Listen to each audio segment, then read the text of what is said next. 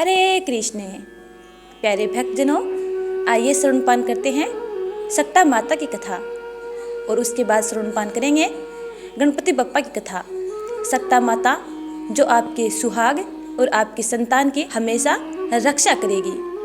आइए ध्यानपूर्वक श्रद्धा भाव से प्रेम से सक्ता माता की कथा श्रवणपान करते हैं। एक बुढ़िया थी।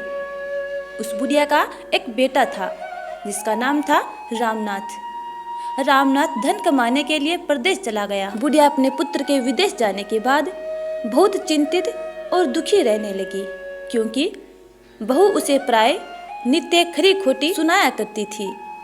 इसलिए बुढ़िया प्रतिदिन चिंतित और उदास रहती और घर के बाहर स्थित कुएं पर बैठकर रोया करती थी। बुढ़िया का यह क्रम रोज चलता रहा। एक दिन कुएं में से दिए की माँ नामक एक स्त्री निकली और उसने बुढ़िया से पूछा, बूढ़ी माँ, तुम इस तरह बैठकर क्यों रोती हो?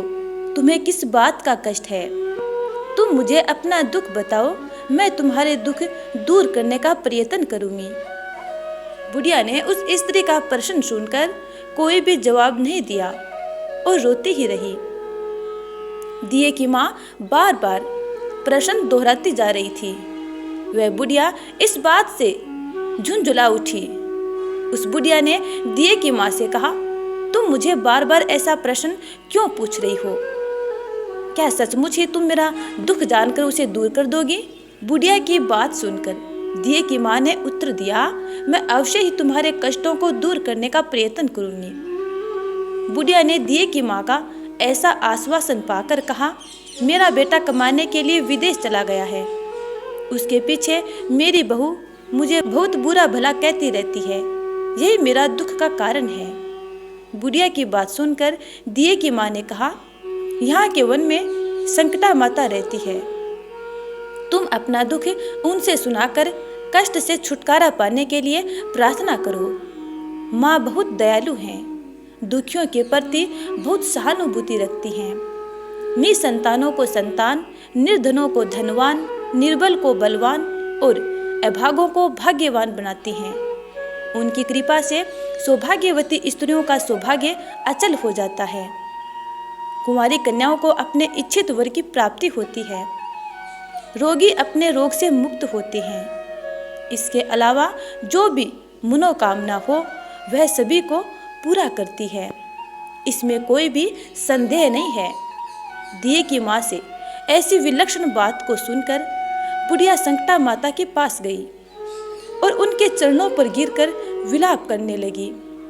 संकटा माता ने बड़े ही दयालु होकर बुढ़िया से पूछा, बुढ़िया, तुम किस बात के कारण दुख से बार बार रोती रहती हो? बुढ़िया ने कहा, हे माता, आप तो सब कुछ जानती हो। आपसे तो कुछ भी छिपा नहीं है। आप मेरे दुख को दूर करने का आश्वासन दें तो मैं अपने दुख की गाथा आपको सुनाऊं। बुढ़िया की बात सुनकर संकटा माता ने कहा, मुझे पहले अपना दुख बताओ। दुखियों का दुख दूर करना ही मेरा काम है। संकटा माता के ऐसा कहने पर बुढ़िया ने कहा, हे माता, मेरा लड़का प्रदेश चला गया है। उसके घर में न रहने से मेरी बहू मुझे बहुत तरह तरह की सुनाया करती रहती है। उसकी बातें मुझे सहन नहीं होती। इसी कारण परेशान होकर मैं बार बार रोया करती हूँ। बुढ़िया की इस दर्द भरी कथा को सुनकर संकटा माता ने कहा, तुम घर जाकर मेरे लिए मन्नत अर्थात मनोती मांगकर मेरी पूजा करो। इससे तुम्हारा लड़का सकुशल घर वापस आ जाएगा। मेरी पूजा के दिन सुहागन स्त्रियों को आमंत्रित कर उन्हें भोजन कराना। ऐसा करने से तुम्हारा लड़का अवश्य ही तुम्हारे पास आ जाएगा। संकटा माता के कहे अनुसार उस बुढ़िया ने मनोती मांगकर पूजा की और सुहागिन स्त्रियों को भोजन के लिए आमंत्रित किया। परंतु विचित्र बात यह हुई, जब बुढ़िया ने स्त्रियों के लिए लड्डू बनाने शुरू किए तो उससे 7 की जगह 8 लड्डू बन गए। इस बात से बुढ़िया बहुत ही असमंजस में पड़ गई। ऐसा होने का क्या कारण है? कहीं मुझसे गिनने में तो गलती नहीं हो रही, अथवा अपने आप 8 लड्डू बन जाने का कोई अन्य कारण है? उसी समय संकटा माता एक वृद्ध स्त्री के रूप में बुढ़िया के सामने प्रकट हुई और बुढ़िया से पूछा, क्यों बुढ़िया, आज तुम्हारे यहाँ कोई उत्सव है क्या? यह सुनकर बुढ़िया बोली, आज मैंने संकटा माता की पूजा की है और सुहागिन स्त्रियों को भोजन के लिए आमंत्रित किया है, किंतु जब गिनकर 7 लड्डू बनाती हूँ तो वे लड्डू अपने आप ही 8 बन जाते हैं। मैं इसी बात से चिंता में पड़ गई हूँ। बुढ़िया की बात सुनकर संकटा माता ने कहा, क्या तुमने किसी बुढ़िया को भी आमंत्रित किया है? बुढ़िया कहने लगी, नहीं, मैंने ऐसा नहीं किया, परंतु तुम कौन हो? संकटा माता ने कहा, मैं बुढ़िया हूँ, मुझे ही आमंत्रित कर लो। ऐसा सुनकर बुढ़िया ने उस बुढ़िया रूपधारी संकटा माता को भोजन के लिए आमंत्रित कर दिया। इसके बाद बुढ़िया के घर पर सभी आमंत्रित सुहागनें आ पहुंची और बुढ़िया ने सबको लड्डू तथा अन्य मिठाई आदि का भोजन कराया। इससे संकटा माता उस बुढ़िया पर बहुत प्रसन्न हुई और माता की कृपा से उस बुढ़िया के बेटे के मन में अपनी माता और पत्नी से मिलने की इच्छा उत्पन्न हुई और वह अपने घर के लिए चल दिया। कुछ दिन बीतने के बाद वह बुढ़िया संकटा माता की पूजा कर सुहागिनों को भोजन करा रही थी कि किसी ने उसके लड़के के आने की सूचना दी, लेकिन बुढ़िया अपने काम में लगी रही। उसने कहा, लड़के को बैठने दो, मैं सुहागिनों को जिमा कर अभी आती हूँ। लड़के की बहू ने पति के आने का समाचार सुना। उसी क्षण पति के स्वागत के लिए तुरंत घर की ओर चल दी। लड़के ने अपनी पत्नी को देखकर मन में सोचा कि मेरी स्त्री मेरे प्रति कितना प्रेम रखती है, जो खबर पाते ही मुझसे मिलने आ गई, परंतु मेरी माँ को मुझ पर जरा भी प्रेम नहीं है। मेरे आने की खबर पाकर भी मेरी माँ मुझसे मिलने नहीं आई। जब पूजा का काम समाप्त हो गया, सभी सुहागिनें भोजन करके अपने अपने घर लौट गई। बुढ़िया अपने बेटे से मिलने के लिए उसके पास पहुंची। माँ के आने पर लड़के ने पूछा, माँ अब तक कहाँ थी?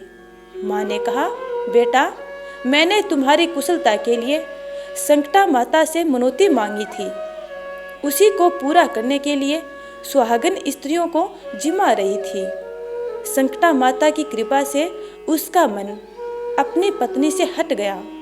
उसने माँ से कहा, माँ या तो मैं यहाँ रहूँगा या ये यहाँ रहेगी। बुढ़िया ने कहा, बेटा तुम्हें मैंने बड़ी कठिन तपस्या से पाया है, इसलिए तुम्हें छोड़ नहीं सकती, इसीलिए चाहे बहू का त्याग भी करना पड़े मैं कर सकती हूँ। अतः लड़के ने अपनी स्त्री को घर से निकाल दिया। घर से निकलकर बाहर आई तो बहुत दुखी मन से एक पीपल के पेड़ के नीचे बैठकर रोने लगी। एक राजा उधर से जा रहा था, उसे रोता देखकर राजा रुका और पूछा, तुम क्यों रो रही हो? तब उसने अपनी सारी व्यथा राजा को कह सुनाई। राजा ने कहा, आज से तुम मेरी धर्म बहन हो, इसलिए रो मत, मैं तुम्हारे सभी कष्टों को दूर करने का प्रयास करूँगा। यह कहकर राजा उस स्त्री को अपने महल में लेकर आ गया। महल जाकर राजा ने रानी को सारी कथा सुनाई और रानी को कहा, देखो आज से मेरी यह धर्म बहन है, इसी महल में रहेगी और इसको किसी भी प्रकार का कष्ट नहीं होना चाहिए। राजा के यहाँ पहुंचकर कुछ दिन बाद धर्म से प्रेरित होकर रामनाथ की स्त्री ने भी संकटा माता का व्रत आरंभ कर दिया और संकटा माता के निमित्त सुहागिनों को भोजन कराने के लिए आमंत्रित किया। उसने रानी को भी आमंत्रित किया।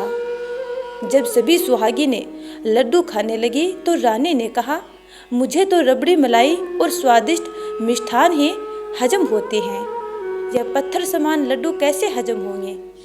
ऐसी अवहेलनापूर्ण बातें कहकर रानी ने लड्डू खाने से मना कर दिया। कुछ समय बाद संकटा माता की कृपा से रामनाथ अपनी पत्नी को खोजते हुए राजा के महल में आया। वहां आकर अपनी पत्नी को संकटा माता की पूजा करते हुए देखा तो संकटा माता को हाथ जोड़कर प्रणाम किया और अपनी पत्नी से कहा, प्रिय मेरे अपराध को क्षमा करो। पत्नी ने कहा, नाथ यह सब प्रारब्ध से ही होता है, इसमें आपका कोई दोष नहीं है। आप मेरे ईश्वर रूप हो, मेरे ही अपराध को क्षमा करो। यह कहकर दोनों ने विधि पूर्वक संकटा माता व्रत कथा सुनी, संकटा माता की पूजा की।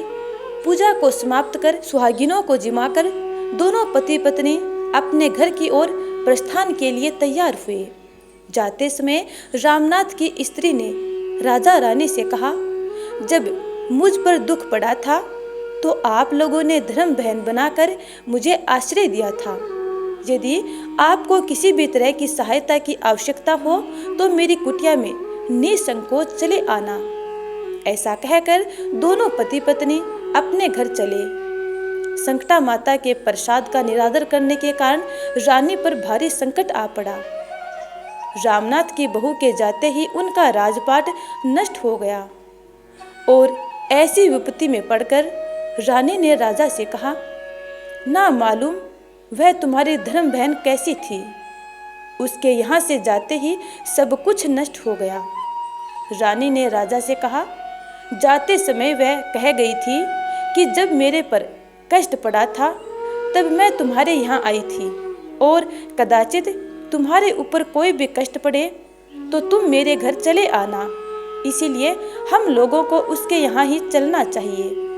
ऐसा विचार कर राजा रानी दोनों ही अपनी धर्म बहन के घर चले गए। वहां जाकर रानी ने कहा, बहन तुम्हारे जाते ही ऐसा क्या हो गया कि हमारी सारी संपत्ति नष्ट हो गई। हम लोग बहुत परेशानी में पड़े हुए हैं। रानी की बात सुनकर रामनाथ की स्त्री ने कहा, बहन मैं तो कुछ नहीं जानती, मेरी तो सब करता धरता संकटा माता है, इसके अतिरिक्त कोई दूसरा नहीं है। इसीलिए मेरी राय में तुम संकटा माता से अपनी भूलों के लिए क्षमा याचना करो, उन्हीं की मान मनोती से तुम्हारा काम बन जाएगा, तुम्हारे सारे बिगड़े काम अपने आप सुधर जाएंगे। रामनाथ की स्त्री की बातें सुनकर रानी ने श्रद्धा भक्ति से संकटा माता का व्रत किया और सुहागिनों को जिमाकर अनजाने में हुई अपनी सब भूलों के लिए संकटा माता से बार बार क्षमा मांगी। रानी के ऐसा करते ही संकटा माता प्रसन्न हो गई और रात में रानी को सौपन में कहा कि तुम दोनों पति पत्नी अपने महल को चले जाओ, वहां जाकर मेरी पूजा करना और मेरे निमित्त सुहागिनों को जिमाना, और ऐसा करने से तुम्हारा गया हुआ राजपाट तुम्हें दोबारा वापस मिल जाएगा। सुबह होते ही रानी ने अपने सौपन की बात राजा को बताई। रानी की बात सुनते ही राजा उसी क्षण रानी को साथ लेकर अपने महल की ओर चल दिया। महल में आने के बाद राजा रानी ने संकटा माता के कहे अनुसार पूर्ण भक्ति भाव से संकटा माता की पूजा की और सुहागिनों को भोजन कराया। ऐसा करने से उनका बिगड़ा हुआ सारा समय सुधर गया और सारा राजपाट उन्हें वापस मिल गया और वह पहले की तरह राज्य को भोगने लगे। बोलो संकटा माता की जय। अब सुनते हैं तिलचौथ की कहानी। एक शहर में देवरानी जेठानी रहती थी। जेठानी अमीर थी और देवरानी गरीब थी। देवरानी गणेश जी की भक्त थी। देवरानी का पति जंगल से लकड़ी काटकर बेचता था और अक्सर बीमार रहता था। देवरानी जेठानी के घर का सारा काम करती और बदले में जेठानी बचा हुआ खाना, पुराने कपड़े आदि उसको दे देती थी। इसी से देवरानी का परिवार चलता था। माघ महीने में देवरानी ने तिल चौथ का व्रत किया। 5 आने का तिल व गुड़ लाकर तिलकुट बनाया। पूजा करके तिल चौथ की कथा सुनी और तिलकुटा छींके में रख दिया और सोचा कि चांद उगने पर तिलकुट्टे का भगवान श्री गणेश और चौथ माता को भोग लगाऊंगी, उसके बाद ही कुछ खाऊंगी। कथा सुनकर वह जेठानी के यहाँ चली गई। खाना बनाकर जेठानी के बच्चों से खाना खाने को कहा तो बच्चे बोले, माँ ने व्रत किया है और माँ भूखी है। जब माँ खाना खाएंगे हम भी तभी खाएंगे। जेठ जी को खाना खाने को कहा तो जेठ जी बोले, मैं अकेला नहीं खाऊंगा, जब चांद निकलेगा तब सब खाएंगे, तभी मैं भी खाऊंगा। तब जेठानी ने अपने देवरानी से कहा कि आज तो घर में किसी भी सदस्य ने खाना नहीं खाया है, इसलिए तुम्हें कैसे दे दूं? तुम सुबह सवेरे ही बचा हुआ खाना लेकर जाना।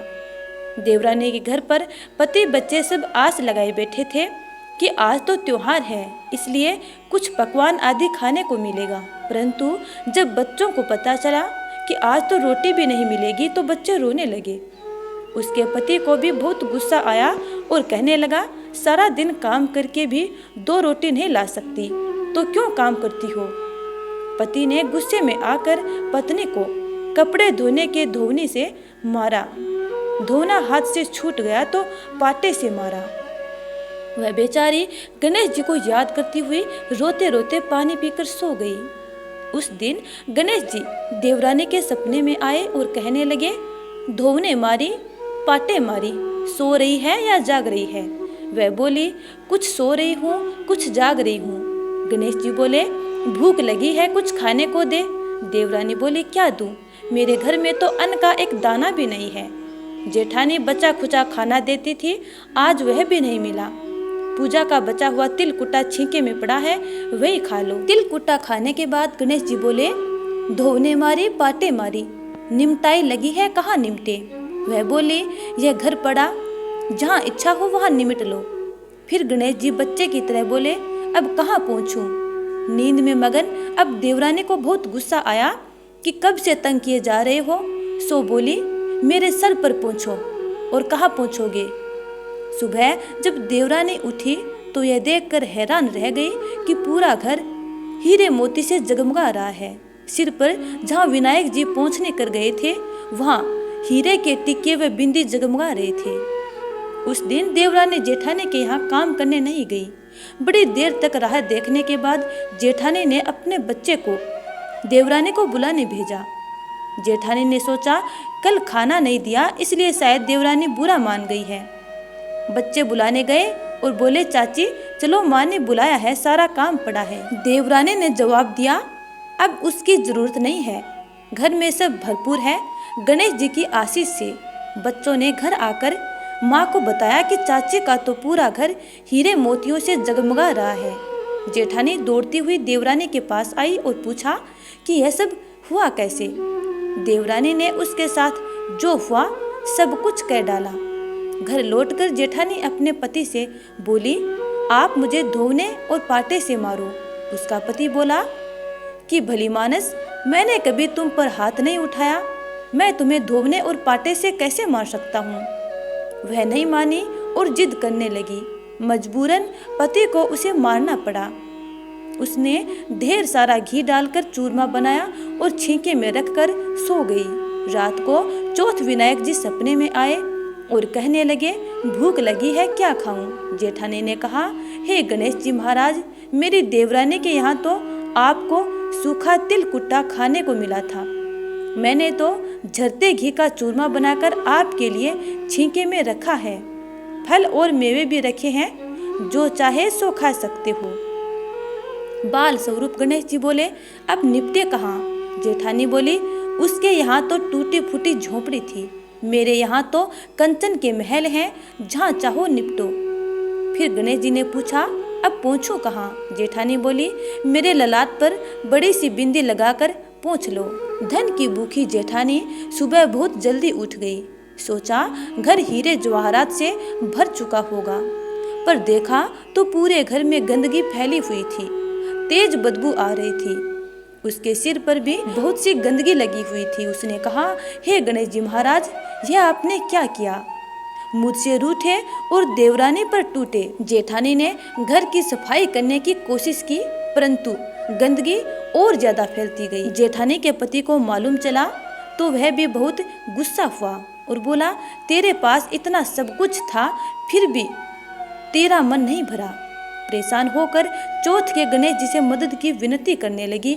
गणेश जी ने कहा, देवरानी से जलन के कारण तूने जो कुछ किया था यह उसी का फल है। अब तू अपने धन में से आधा धन अपनी देवरानी को देगी, तभी यह सब कुछ साफ होगा। उसने आधा धन बांट दिया किंतु मोहरों की एक हांडी चूल्हे के नीचे गाड़ रखी थी। उसने सोचा किसी को पता नहीं चलेगा और उसने उस धन को नहीं बांटा। उसने कहा, हे श्री गणेश जी, अब तो अपना ये बिखराव समेटो। वे बोले, पहले चूल्हे के नीचे गाड़ी हुई मोहरों की हांडी सहित ताक में रखी 2 सुई के भी 2 हिस्से करो। इस प्रकार गजानन ने बाल स्वरूप में आकर सुई जैसी छोटी चीज का भी बंटवारा किया और देवरानी को आधा धन दिलाकर अपनी माया को समेटी। हे गणेश जी महाराज, जैसे आपने देवरानी पर कृपा की, वैसे ही अपने सब प्यारे भक्तों पर करना। कहानी कहने वाले, सुनने वाले व हुंकारा भरने वाले सब पर कृपा करना, लेकिन जेठानी को जैसी सजा दी वैसी किसी को मत देना। जय श्री गणेश। जय हो संकटा माता की। तो प्यारे स्नेहजनों, ये थी संकटा माता की कथा और तिल चौथ व्रत कथा। उम्मीद करती हूँ कि आपको ये कथा अच्छी लगी है। यदि अच्छी लगी है तो लाइक कमेंट कर देना।